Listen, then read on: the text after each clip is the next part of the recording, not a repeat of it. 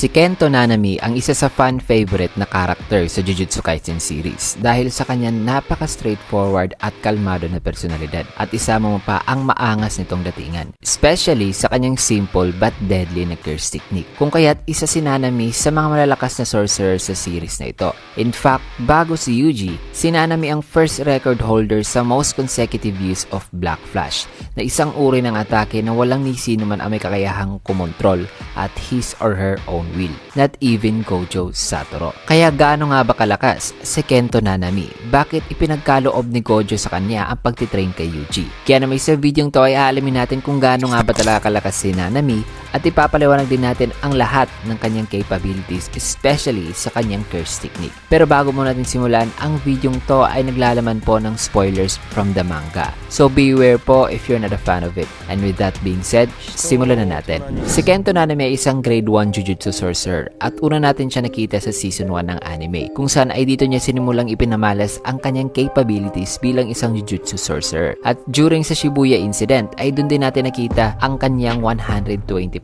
Kaya na may upang mas maintindihan natin ang kanyang lakas ay sisimulan muna nating pag-uusapan ngayon ang tungkol sa kanyang physical abilities. Sa physical abilities, si Nanami masabing isang balanced fighter na pagdating sa combat ay kaya ni Nanami makipagsabayan sa isang special grade curse spirit despite sa kanyang pagiging grade 1 sorcerer lamang. Si Nanami ay may pambihira ring durability na ikinumpara ni Haruto ang katawan nito sa isang napakalaking bato. Dahil nung inatake niya si Nanami gamit ang kanyang katana ay nakita niya mismo na hindi ito nagdulot ng kahit kaunting galos man lang. At kahit ang kanyang sipa ay wala ring silbi kay Nanami na para kay Haruto ay tila ba'y isang pader na bato ang kanyang kaharap ngayon. So sadyang napakasolid talaga ng katawan ni Nanami na pati nga ang mga atake ng Shikigami ni Dagon ay nakayanan ni Nanaming matangke for over a minute considering na ang mga Shikigami na umaatake sa kanya ay ang sure hit effect pa mismo ng domain expansion ni Dagon. Bukod dyan ay kahit sugatan na ay nagawa pa rin ni Nanaming makasurvive sa direct attack ni Jogo na kahit si Maki ay napapunta nga sa critical na kondisyon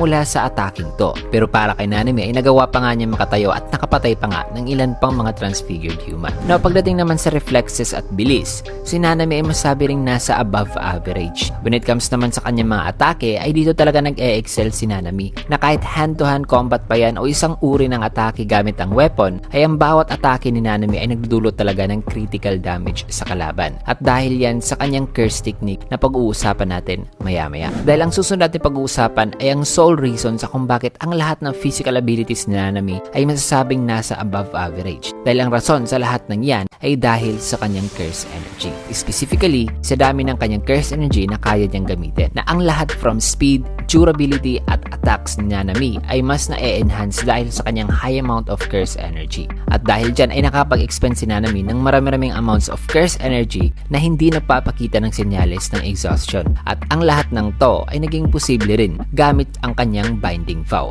Dahil si Nanami ay may isang uri ng binding vow na inimplementa niya sa kanyang sarili. Ang binding vow na ito ay tinatawag niyang overtime. At gumagana ito sa ganitong paraan. During sa working hours ni Nanami sa Jujutsu Tech ay nire-restrict ng binding vow ang curse energy na pwedeng gamitin ni Nanami. At dahil dito ay sa mga oras na yan during sa working hours ni Nanami ay nasa 80 to 90% lang of curse energy ang kanyang kayang i-release. However, ang kapalit naman nito ay kung ang oras ay lagpas na sa working hours ni Nanami ay dito na ma-activate ang kanyang overtime. During sa kanyang overtime state ay nagkakaroon si Nanami ng boost sa kanyang curse energy into 110 to 120% na nagbibigay kay Nanami ng buff pagdating sa pakipaglaban. So kahit medyo risky ang binding vow na ito lalo na kung may kaharap si Nanami na isang malakas na kalabang during sa kanyang working hours ay pwede namang i-break ni Nanami ang binding vow sa pamamagitan ng paggamit ng 100% talaga ng kanyang curse energy during sa working hours niya. However, kung during na sa kanyang overtime period ay 1%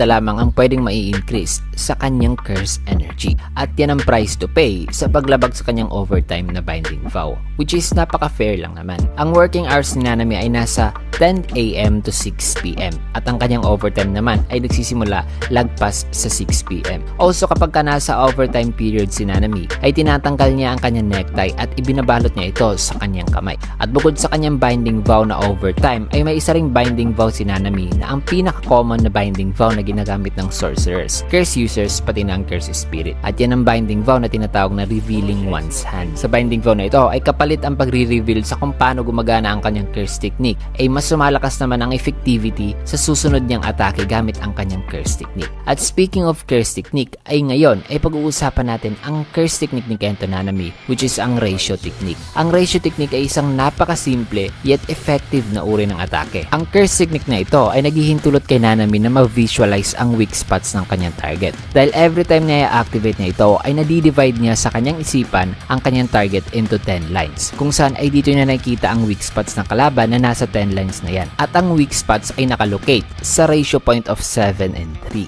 Dahil dito ay ang tanging gagawin lamang ni Nanami upang makapagdulot ng critical damage sa target ay ang atakihin ang weak spots na yan na is either sa ika-7 or ika-3 na line. Di lang yan limited sa katawan ng kanyang target kundi pati na ang ulo o iba pang parte ng kanyang katawan ay nagagawan din o nakikitaan ni Nanami ng mga weak spots regardless sa size nito. Na pati ang mga non-living things ay nadidivide pa rin ni Nanami into 10 lines upang malocate ang weak spots. At dahil dyan ay ang mga atake ni Nanami ay napaka-precise talaga na kahit ang isang mapurol na espada which is ang tanging curse tool na kanyang ginagamit ay nagdudulot pa rin ng critical damage. Kaya kahit anong weapon pa ang gagamitin ni Nanami o kahit kamao lang ay still makakapag-inflict talaga si Nanami ng critical damage sa kanyang kalaban dulot ng kanyang curse technique.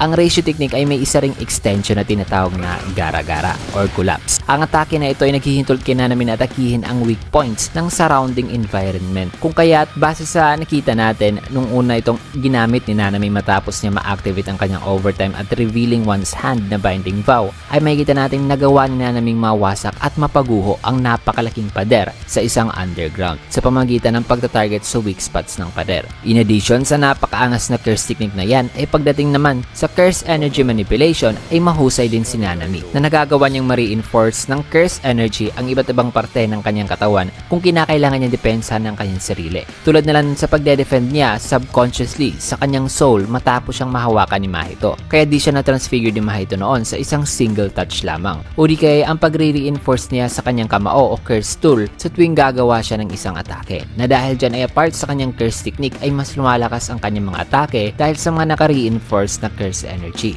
Ang kanyang proficiency din sa curse energy manipulation ay konektado rin sa kanyang pagpe-perform ng Black Flash. Yes, isa si Nanami sa 7 individual lamang sa series na sinasabing naka-experience na ng Black Flash na atake. At sa mga hindi nakakaalam, ang Black Flash ay isang uri ng atake na kinakailangan ng isang individual ng pambihirang level of concentration bago niya ma-unleash ang isang Black Flash na attack. At ang espesyal sa atake nito ay nagbibigay kasi ang Black Flash ng 2.5 times na mas malakas na damage kumpara sa isang regular na atake na may naka-reinforce na curse energy. Kaya wala pang sorcerer o curse spirit ang nakakagamit nito at his or her own will. Kaya imagine ang lakas ng Black Flash ni Nanami na may kasabay na ratio curse technique. At sinasabi rin si Nanami ang unang record holder sa most consecutive use of Black Flash na 4 consecutive. Anyway, so ganyan nga kaya special ang Black Flash na sinasabi pa nga ni Nanami na maswerte lang daw siya noon nung nakapag-perform siya ng 4 consecutive Black Flash. Dahil ayon sa kanya, kapag ka makakapag-unleash ka ng isang Black Flash ay malalagay ka sa isang parang zone. At nangyari ang 4 consecutive use of Black Flash na yan mga kaibigan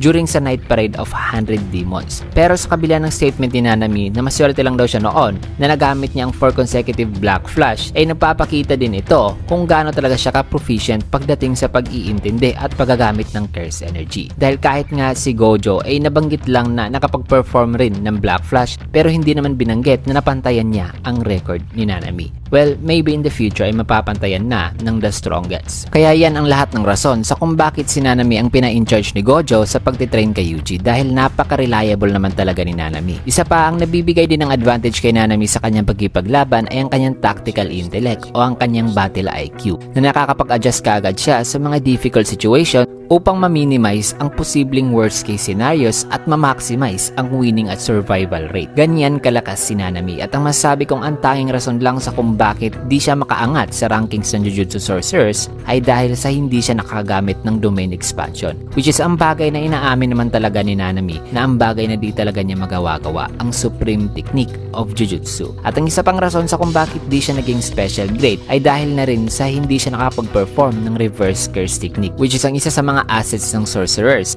upang maiwasan ang agarang pagkamatay sa labanan. Pero kahit sa kakulangan na yan mga kaibigan ay masabi ko namang bilang isang grade 1 sorcerer ay napaka-solid na ni Nanami in terms of offensive capability at durability. At isa pa, fan favorite din si Nanami dahil sa kanyang cold yet soft heart, lalo na pagdating sa mga kabataan. Not to mention ay isa din si Nanami sa mga characters na may cool design, cool curse technique at personality. At yan ang lahat ng mga bagay na dapat nyong malaman tungkol sa tunay na lakas ni Kento Nanami, aka the 7-3 Sorcerer. And if you want to know more about Nanami's life story, I consider to subscribe to our YouTube channel, Mr. Anime Ken, dahil gagawa natin ng life story video si Nanami in the future. Maraming salamat. Kaya kung nagustuhan nyo naman ang ating video, ay can get a like, and also you can follow me sa ating FB page na Mr. Anime Ken _official upang palagi kayong maging updated sa mga latest nating videos. Maraming salamat and see you guys again on my next video.